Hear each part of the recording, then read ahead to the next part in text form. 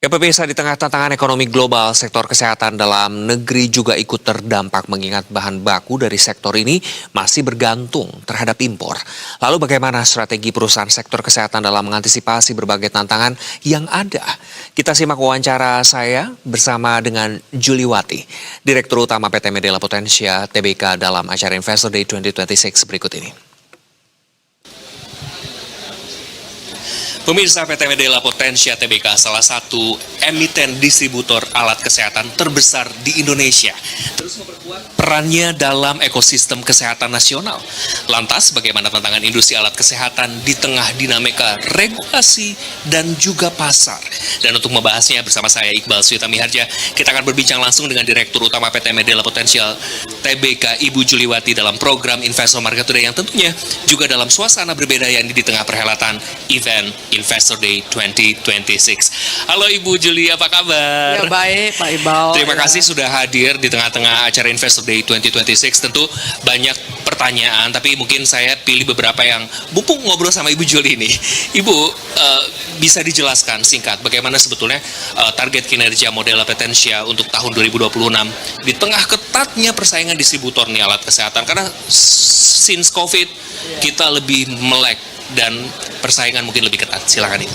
Ya, jadi PT Medela Potensia TBK ya saat ini bergerak di bidang distribusi farmasi dan juga alat kesehatan. Ya, kita punya beberapa bisnis unit selain distribusi di Indonesia. Kita itu punya distributor di Kamboja juga. Wow. Ya, dan juga kita punya manufacturing medical device dan juga marketing services untuk medical device dan juga untuk digital company. Kalau kita bicara tantangan, sudah pasti ada, setiap saat ada, apalagi terakhir ini Pak ya, global, domestik, ya kita tahu bersama bahwasannya pasti beberapa perusahaan dan bukan beberapa, banyak yang memberikan terimpact gitu ya. Dan kalau kita di industri kesehatan ini, kita bersyukur Pak, industri ini sektornya cukup resilient ya untuk dinamika yang ada gitu ya. Kalau ditanya apa dampaknya, kita merasa masih optimis. Kenapa? Karena farmasi industri kesehatan di Indonesia dengan adanya BPJS itu sangat mendukung pertumbuhan yang ada saat ini. Jadi kita masih sangat optimis. Dengan dinamika yang ada impact nggak? Ada dalam hal apa? Kalau kita bicara BBM, ada tapi sangat minor. Karena kenapa? Pengiriman kita masih bisa menggunakan BBM subsidi. Jadi sejauh ini ya, so far kita masih bisa berjalan dengan baik. Jadi sesuai terkait target kinerja, memang untuk 2026 masih kita masih optimis. Masih optimis. Dengan kondisi yang ada. Baik, regulasi, Ibu Juli, alat kesehatan dan kebijakan TKDN kan terus juga berkembang. Sejauh mana dampaknya ke strategi bisnis Medela Potensial dan apa harapan Ibu ke pemerintah tentu? Ya, TKDN pemerintah terus mengencarkan, ya, dan sudah pasti kita sangat mendukung dengan program tersebut karena akan juga meningkatkan industri dalam negeri gitu ya. Portfolio yang ada di dalam Medela Potensia TBK ini sangat beragam. Ya, termasuk produk-produk kesehatan yang local content. Jadi dengan adanya TKDN ini juga sangat mendukung untuk pertumbuhan kita. Karena kita bisa sampaikan bahwasannya PT Medela Potensia TBK dengan salah satu anak perusahaannya PT Anugrah Agromedica adalah distributor yang sangat kuat untuk pasar JKN ataupun pasar BPJS. Ibu tadi sudah 2 kali menyebutkan BPJS, berarti memang dampak BPJS begitu terasa di industri dan pelaku industri.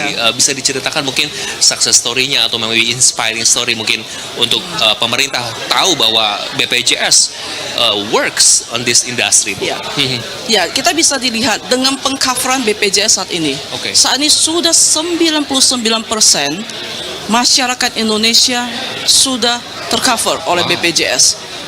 Tidak mudah, ya, dengan demikian banyak populasi yang ada di Indonesia, ya kita bisa berbangga Indonesia bisa mencapai level tersebut dan ini akan meningkatkan usia hidup. Ya, orang banyak. Oke, jadi ini memang luar biasa dampaknya. Ibu, sektor alat kesehatan juga kan makin digital ya saat ini. Apa sih langkah industri ini dalam ekspansi portfolio produk dan adopsi teknologi baru untuk rumah sakit maupun konsumen retail itu sendiri? Apakah ini terus juga mengikuti perkembangan zaman tentunya ya Bu Juli? Bagaimana bisa Ya, diceritakan? sudah pasti ya. Jadi kalau kita bicara, kita ada beberapa line bisnis ya. Kalau kita bicara distribusi, sudah pasti titik coverage, cabang, kita akan kembangkan terus. Ya, not only di sini, yang tadi kita punya jejak di Kamboja, kita juga akan melihat negara lain di sekitar Indonesia, dan juga bagaimana kita berevolusi dengan teknologi. Apalagi AI. Ya, terakhir ini kalau kita tidak menggunakan AI, kita ketinggalan. Jadi banyak hal-hal kita di dalam perencanaan supply chain kita segala macam, kita udah menggunakan AI. Dan juga bagaimana tim kita ke lapangan, apps kita udah AI. Ini hal-hal juga yang akan membantu kita untuk efisien dan produktif sekaligus.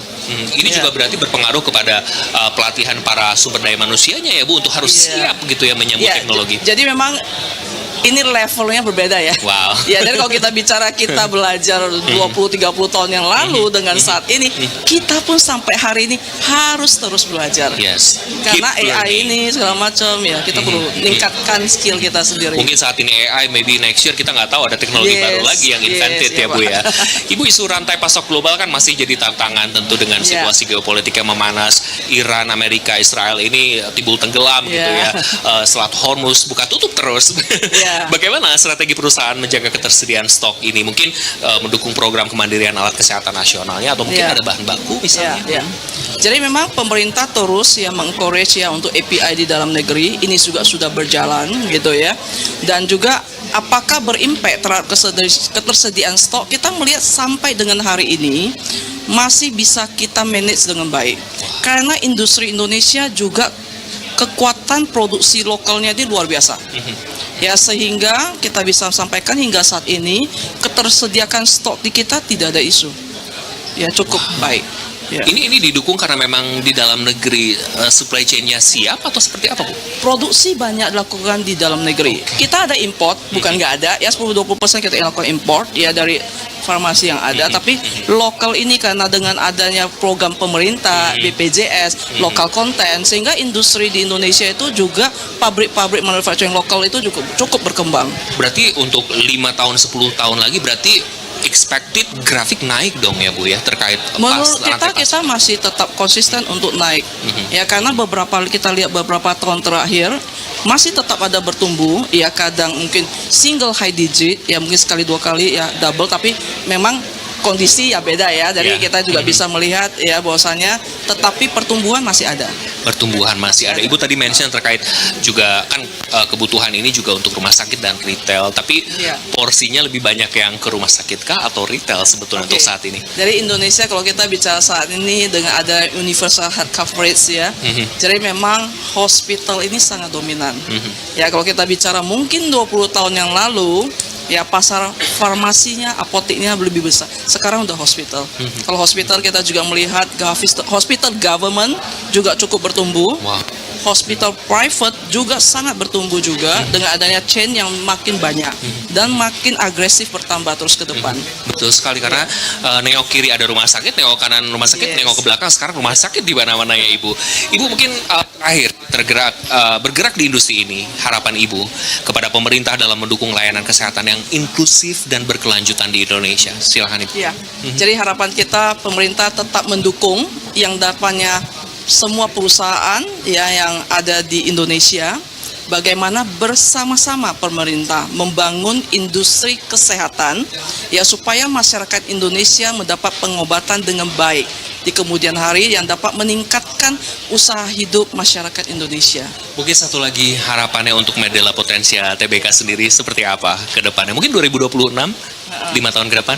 Ya, jadi kita terus ya saat ini PT Medela Potensia TBK ya adalah perusahaan public company ya, kita pasti terus akan bertumbuh ya, sudah pasti kita akan mencari peluang baik di dalam negeri maupun luar negeri ya, bagaimana kita memberikan kontribusi untuk pasar kesehatan yang ada di Indonesia. Luar biasa sekali. Ibu Juliwati, terima kasih Direktur Utama PT Medela Potensia Tbk sudah berbagi bersama kami. Dan pemirsa, baik tadi demikian dialog kita bersama dengan Direktur Utama PT Medela Potensia Tbk Ibu Juliwati. Saya Iqbal Suyitama Harja atas nama seluruh kru yang bertugas mengucapkan terima kasih atas kebersamaan Anda di Investor Market Today, bersatu menginspirasi. Sampai